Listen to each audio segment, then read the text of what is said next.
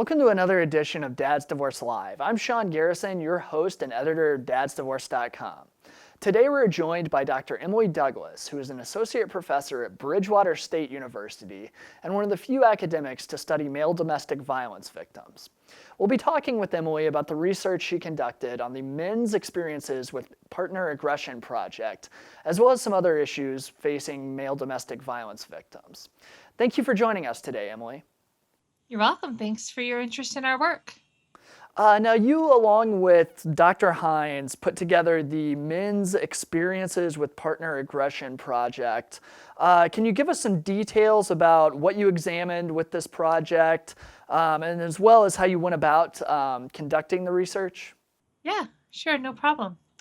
So in our work, we've conducted two large-scale studies that have looked at male victims of partner violence who have sought help for their partner violence. So that's a really important part there, that there was some element of help seeking on the part of the men who were experiencing the violence, which just means that it probably was, it reached a sort of critical level or an important level where they felt like they needed support and assistance.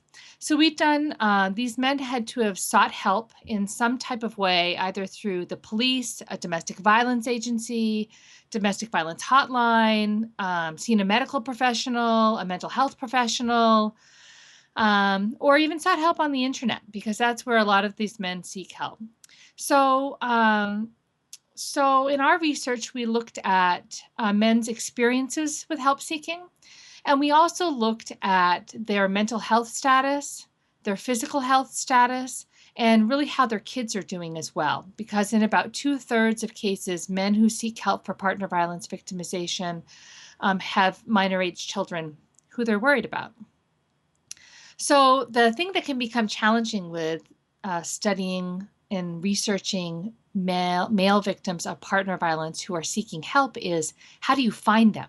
Because there aren't really domestic violence agencies where men can go to. They either don't feel welcome or they sometimes aren't welcome. So we sought our men really online. Our research has all been carried out through online studies. In our first study, we recruited over 300 men who were victims of partner violence who had sought help. And in our second study, we recruited over 600 men. So we've also done some other work looking at domestic violence agencies and their ability to meet the needs of underserved populations, including men. And we've also worked with an international team doing some focus groups with male victims of partner violence and maybe how their experiences differ between nations. Absolutely. And can you look back and just kind of describe, I guess, what you saw as the most significant findings from that research, and maybe anything that kind of stood out to you as being especially surprising? Yeah. I think that what's most important about the work that we've done is being able to show through large-scale research that is federally funded that male victims are a real thing, and that they're present, and that they want help, and that they want to be heard.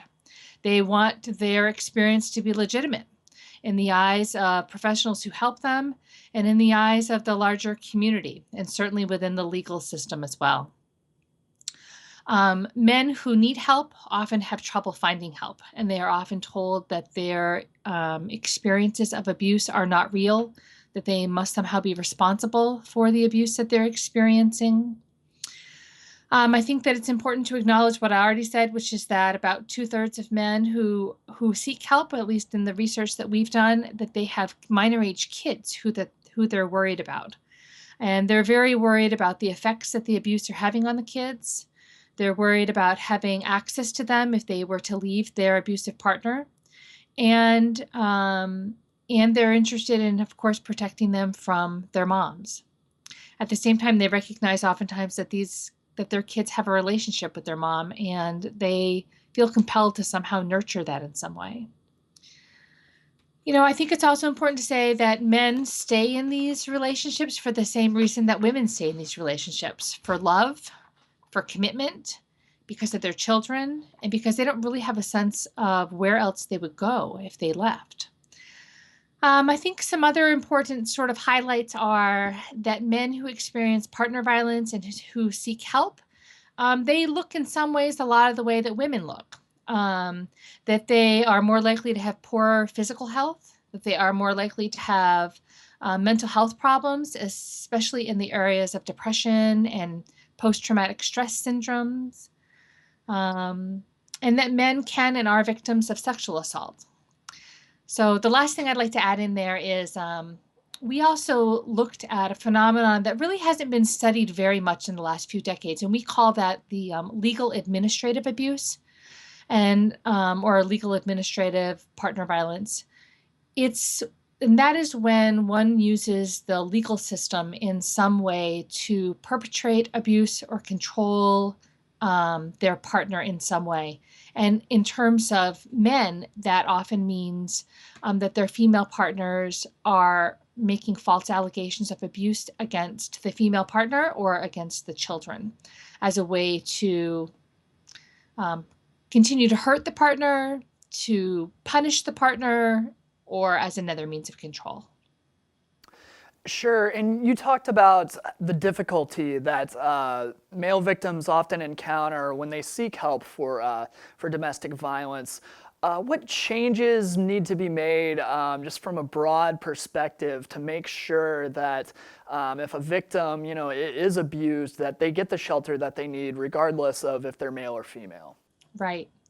Right. So, generally speaking, the domestic violence system is set up and has been set up to support women who are victims. And we wouldn't want to change that in any way. We don't want to take services away from people who are women who are currently victimized and who are receiving supports and services.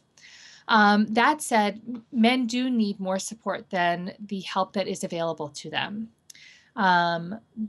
Men get the most support when they seek help from, when we're talking about formal services, the most help that they get comes from medical professionals, mental health professionals, and unfortunately, they rate the help that they see from domestic violence helplines, agencies, and the police to be actually not especially helpful.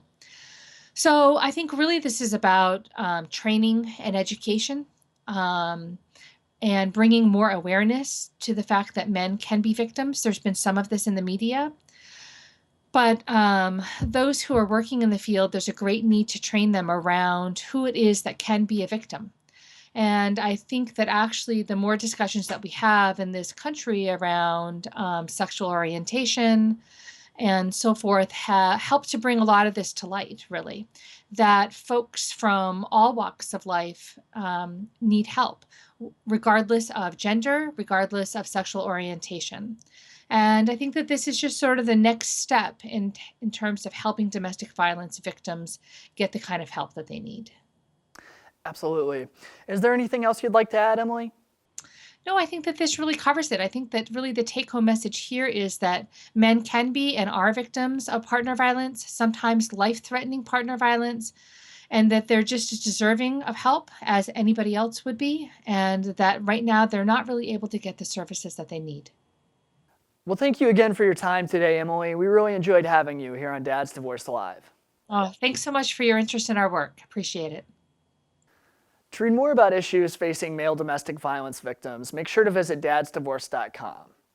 That'll do it for another edition of Dad's Divorce Live. I'm Sean Garrison, editor of DadsDivorce.com, and we'll see you next time.